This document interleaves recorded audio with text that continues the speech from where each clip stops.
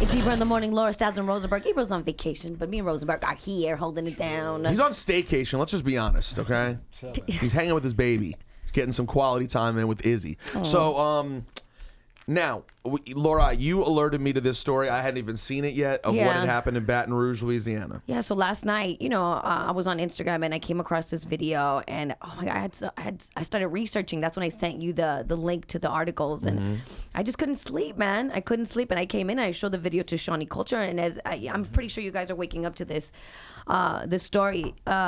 It's just so painful to watch, man, and the fact that it just hurts me too, just to realize that we're seeing this video on Instagram of a man being killed. And it's and people are like, and a lot of people, so many people are angry, and some people it's common, man. Like they're unfazed by it anymore. They're like, it doesn't bother them anymore. They're like, yeah, it's happening every single day. Alton Sterling, he was a man that was selling music, selling CDs outside a convenience store. Which already reminds you off top of an Eric Garner-like situation. Yeah. Yep. They're saying, you see the video. It's like a 48-second video from a cell phone of police. It starts with them tackling him to the floor. So the way it looks to me is this. The story is cops were called by someone who said they had an altercation with someone who they described physically as looking like him, okay? And they said that he had a gun. Right. Okay?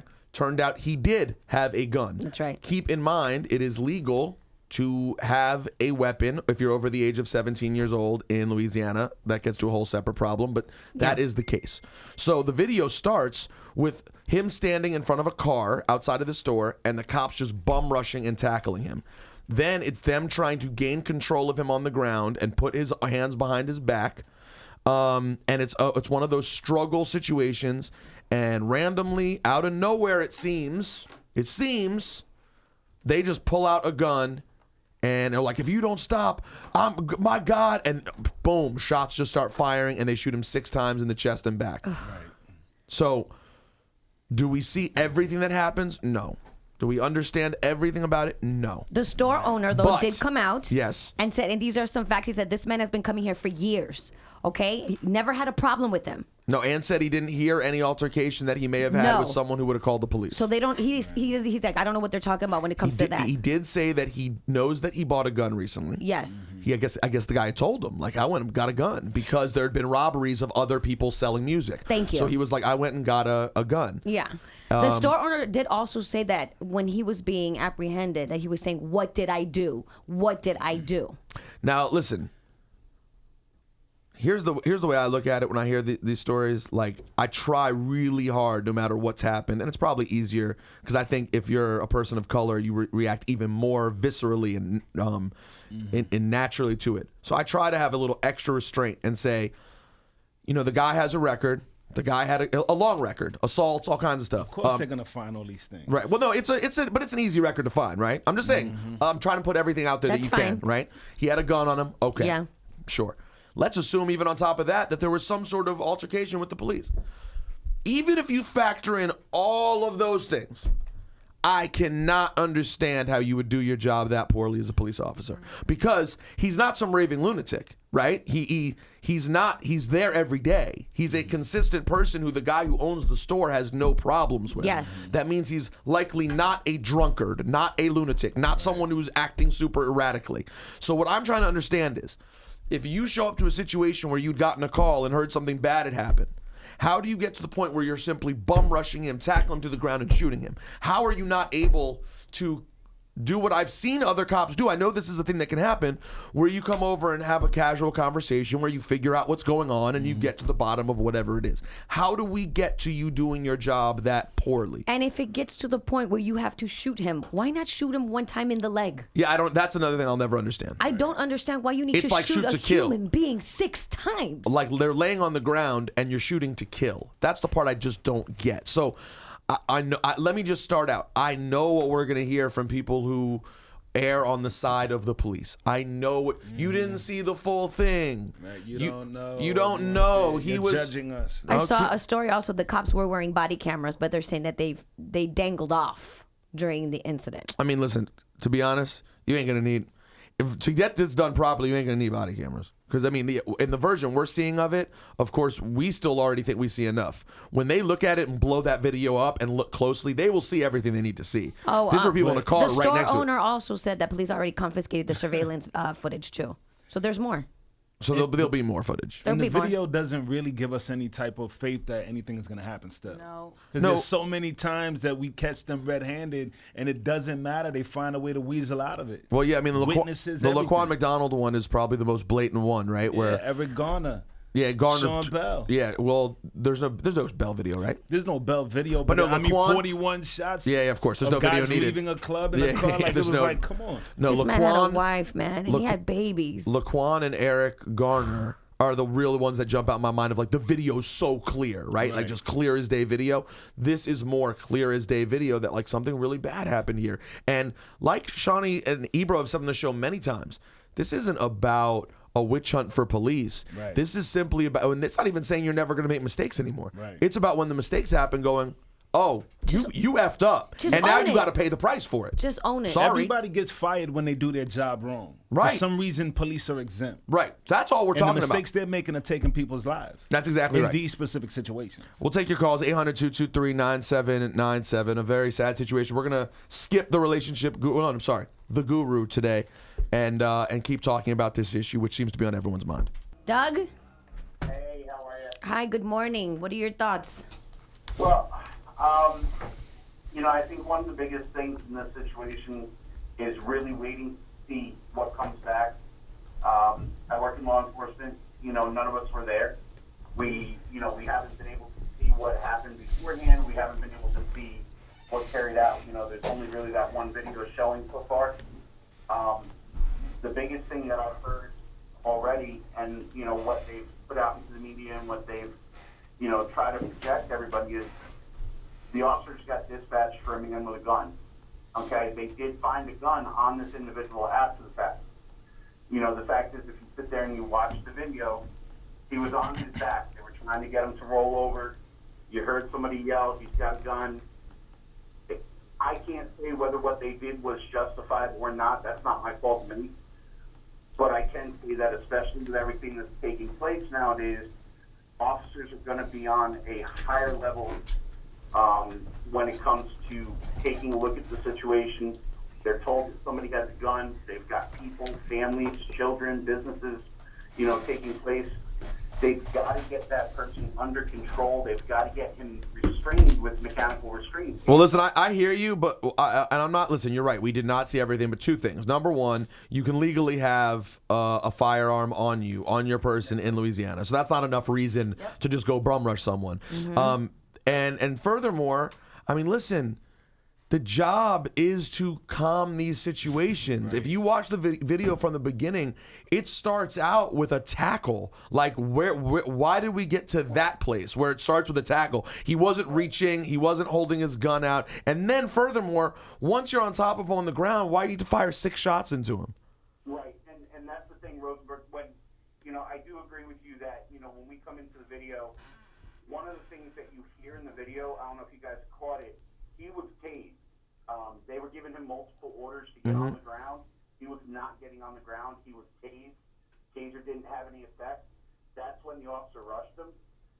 So, there are a lot of other things. Like I said, there are a lot of other things to play into this. The 6 shots, I agree with you. And there's also the store owner who knew him.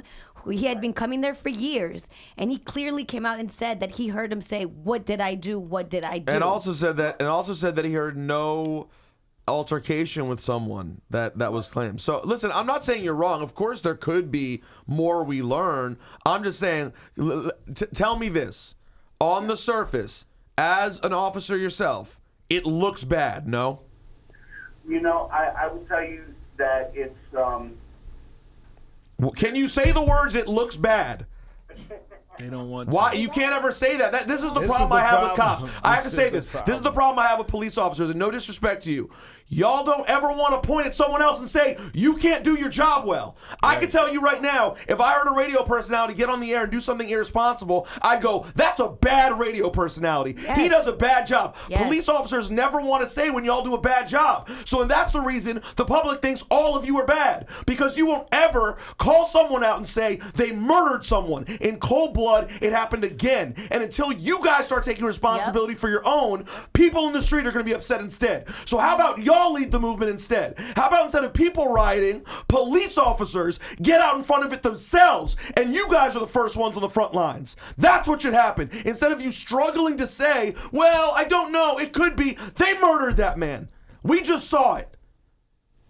Well, I can't agree with you. What do you mean? Are you watching it? And that's the problem. And the fact that you're sitting there, you laugh about it is even worse. Listen, No, I'm not laughing. I know you're not laughing at the situation, but my man, you can say on the surface, if we don't gain more information, that looks real bad. I would have done a better job. I wouldn't have done that. I would have found a way. It's the same as Laquan McDonald. You had cops who were sitting there doing their job, trying to calm the situation. But then here comes Renegade Rambo, who just rolls up and kills Laquan McDonald. There were cops there trying to do a good job. So you can say there's some that do a good job, and then there can be hotheads who do a bad job. We could learn more, but this video starts out bad. You cannot ignore that.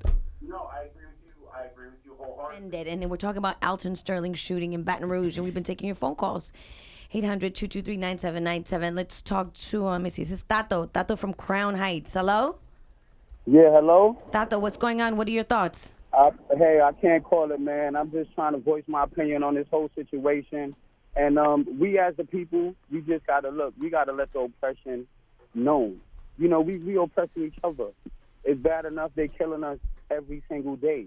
Like, come on, we got to stop this, man. We got to stop the violence. Like, literally. It just takes, look, it just takes one split second for a person to think. So why would he even try to even attempt to go that route with all this stuff that's going on? Hey, thanks for your call, man. Definitely appreciate somewhat what you're saying, though I didn't fully understand. But yes, I agree. I mean, violence is bad altogether. I mean, obviously today what we're focused on is that specific circumstance, which none of us seem to understand, but we decided to push off flashing lights today because it seems a little unimportant. Yeah, we can take one more, Laura. All Go right, ahead. let's go. Let's see. Who's this on line 6? That's not a person. Hello? I have a comment. I'm a police officer. I have a comment about this subject. Go ahead. Go ahead, man. You're live. Don't You're curse. live, Talk for us. please. All right. The main thing is that people need to understand is that when you have a weapon, whether it be a knife, a gun, or anything like that, you don't have time to think about dropping your weapon or complying. Mm-hmm. When an officer tells you, gives you verbal commands, you have to comply or you're going to be shot and killed.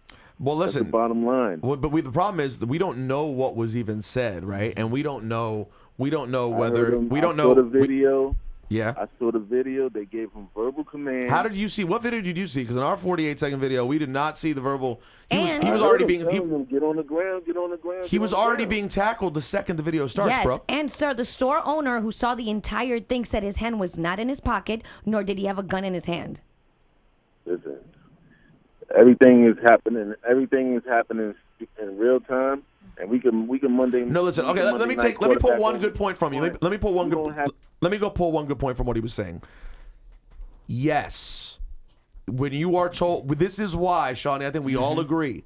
When you are told to do something by an officer, absolutely, you should do it as quickly as possible. As soon as you hear and comprehend what they're saying, whether it's put your hands up, drop something, you should do that. We all agree on that. I think everyone agrees on that. Yes.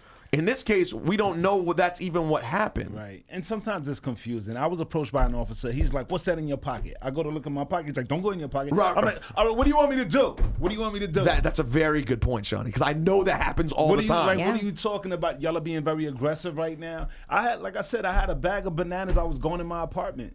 They walked up on me. What are you doing? What do you mean, what am I doing? I'm going to my place. What's that in your pocket? This over here? Don't go in your pocket. Right. 20 seconds later, who knows what can happen? Exactly. So you want to comply, but when they're being aggressive, sometimes you're like, can you calm down for a second so that I can understand what you want from me? Well said, Shawnee, because you can make it sound as simple as he should comply right on the spot. But first of all, in that video, we do not hear exactly what's being said to him. The second it starts, he's practically on his back being tackled. So I don't understand how that guy heard it and says he wasn't complying in some way. It doesn't make sense to me. So we already stated how we feel about it. This whole thing is very upsetting. And now all we're asking for the 50 billionth time, it feels like, is if there's a trial, it needs to go to trial. Absolutely. And B, this person needs to be treated like anyone else would who didn't do their job correctly. Did the cops set out that day to go murder that man? No, they didn't. I wouldn't expect murder in the first degree. No. They didn't plan it. But someone did their job wrong. Right. And they killed someone. And there needs to be repercussions for that. Otherwise, people are going to continue to be upset and there'll be repercussions in the street instead. Absolutely. That's how it's going to be.